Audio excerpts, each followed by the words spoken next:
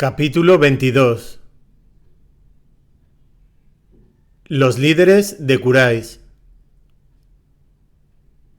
Los seguidores del profeta aumentaban sin cesar, pero cada vez que acudía a él un nuevo converso y le juraba lealtad, solía ser un esclavo, o un liberto, o un miembro de los Quraysh de la periferia, o si no, un joven o una joven de los Quraysh de la hondonada, que aun siendo de una familia influyente, ellos mismos carecían de influencia, y cuya conversión incrementaba 10 veces la hostilidad de sus padres y parientes mayores. Abderrahman, Hamza y Arqam habían sido excepciones, pero estaban lejos de ser líderes, y el profeta anhelaba ganarse a alguno de los jefes, ninguno de los cuales, ni siquiera su tío Abu Talib, habían mostrado la menor inclinación a unírsele.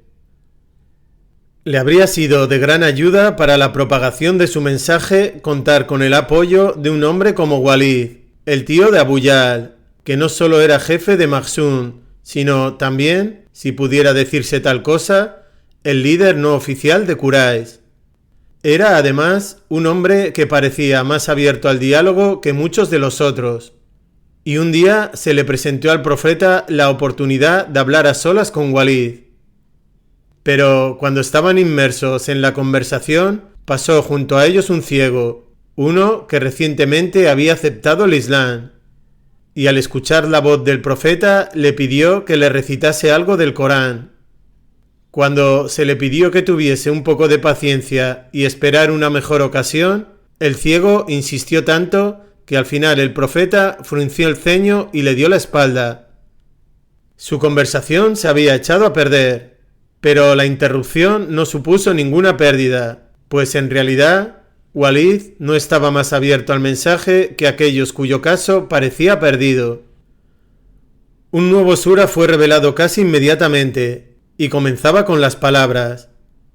Frunció el ceño y volvió la espalda, porque el ciego se acercó a él. La revelación continuaba.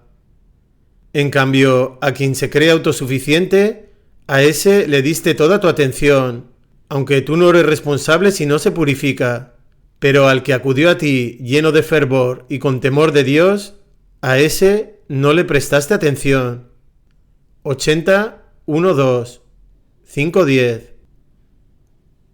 No mucho después de esto, Walid traicionaría su propia autosuficiencia al declarar: ¿cómo se le envían revelaciones a Muhammad y a mí no, cuando yo soy el principal hombre de Quraysh y señor de ellos?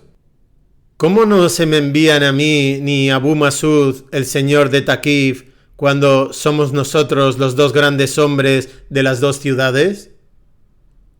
La reacción de Abu Jahl era menos fríamente confiada y más pasional. La posibilidad de que Muhammad pudiera ser un profeta era demasiado intolerable para contemplarla ni siquiera por un momento. Nosotros y los hijos de Abu Manaf, decía, hemos competido por honor los unos con los otros. Ellos han dado de comer y nosotros hemos dado de comer. Ellos han llevado las cargas de otros y nosotros hemos llevado las cargas de otros. Ellos han dado y nosotros hemos dado, hasta que, cuando íbamos corriendo a la misma altura, rodilla con rodilla, como dos yeguas a la carrera, van y declaran: uno de vuestros hombres es un profeta, le llegan revelaciones del cielo. ¿Cuándo lograremos nosotros algo parecido a eso? Por Dios, jamás creeremos en él, nunca admitiremos que dice la verdad. En cuanto al Shamsi Utba, su reacción fue menos negativa, pero carente en casi igual medida de sentido de la proporción, porque su primer pensamiento no fue que Muhammad debía ser seguido, si era un profeta, sino que su condición de profeta otorgaría honor a los hijos de Abu Manaf. Así que un día, cuando Abu Jahl señaló con el dedo burlonamente al objeto de su odio, diciéndole a Utba: «Ahí está vuestro profeta, oh hijos de Abu Manaf», Utba replicó bruscamente: «¿Y por qué habrías de tomarte a mal si tenemos un profeta o un rey?». Esta última palabra era una referencia a Qusay y un sutil recordatorio al Makhzumí de que Abu Manaf era hijo de Qusay, mientras que Makhzum solo era su primo.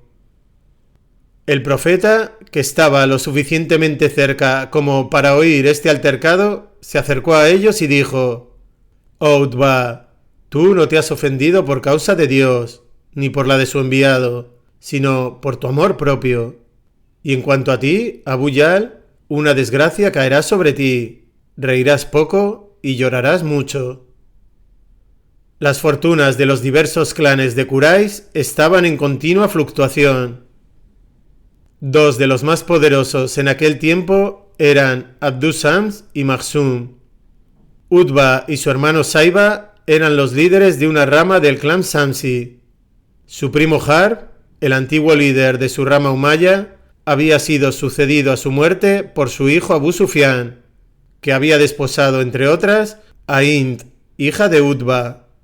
El éxito de Abu Sufyan, tanto en la política como en el comercio, se debía en parte a su discreción y su capacidad para la reflexión fría y paciente, y también a su tolerancia, cuando su astuto sentido de la oportunidad veía que con ello podía obtenerse algún beneficio.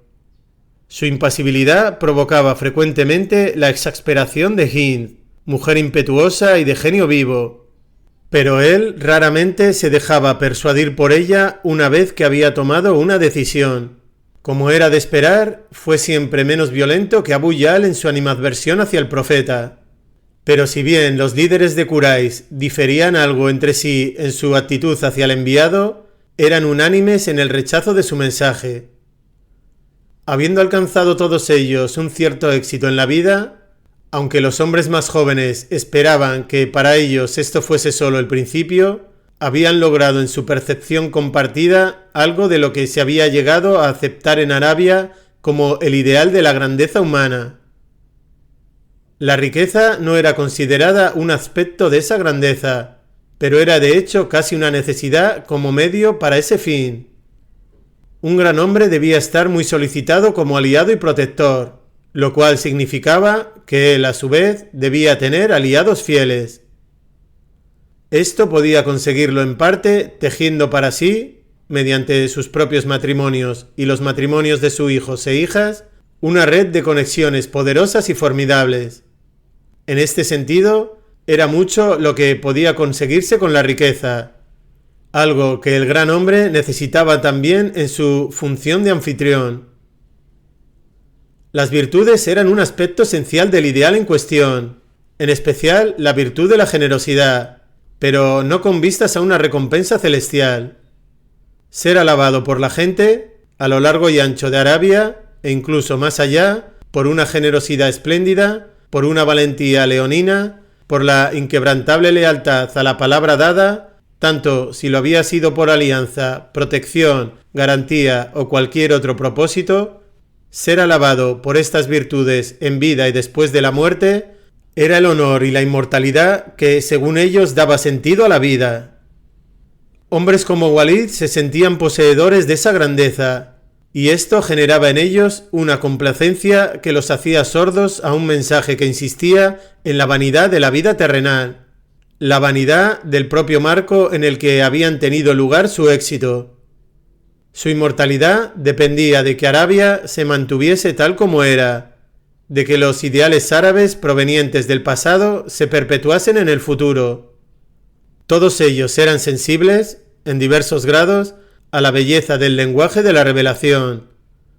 Pero en cuanto a su significado, sus almas se cerraban espontáneamente a versículos como el que sigue, que les decían que ellos y sus venerados antepasados no habían conseguido nada, y que todos sus esfuerzos habían sido invertidos erróneamente. Esta vida no es sino una diversión pasajera y un juego, mientras que, ciertamente, la vida en el más allá es en verdad la única vida verdadera. Si tan solo supierais esto. 2964